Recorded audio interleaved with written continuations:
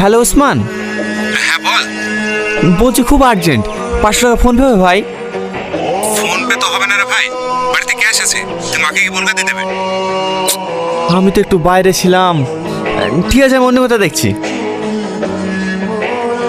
কি হলো এখানে দাঁড়িয়ে কেনে?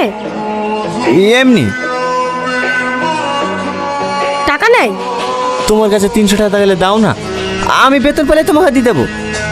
ছিটো নিচ্ছি। তুমি কি মানুষ বলো তো? তোমার একটা দায়িত্ব বলে জিনিস নাই। টাকা নাই আগে বলবা, আসতাম না। আসলে তোমরা শখ করে বললা তো, তাই আর না করতে পারলাম না। থাক, অনেক শখ পূরণ করেছে, আর করতে হবে না। ধরো, যাও বিলটা দিয়ে দাও গা।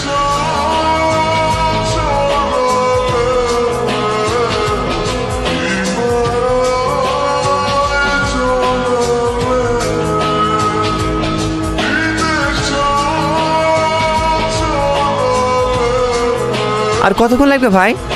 এই তো হয়ে এসছে, বাতাসটা দিলেই হয়ে যাবে। আমাদের সাইদ কেমন পড়াশোনা করছে? হ্যাঁ, আগা থেকে ভালো করছে, এই শুধু একটু চঞ্চল তাই, খুব লটখেটি।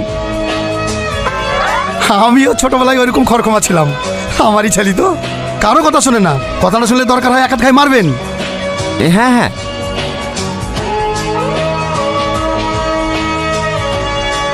এই একটা কথা বলবো ভাই?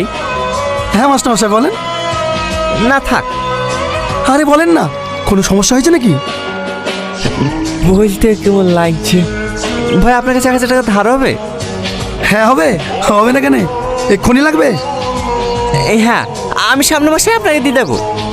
আরে আপনাকে দিতে হবে না, আর ধার বলছেন কেন, অগ্রিম হিসেবে রেখে দেন।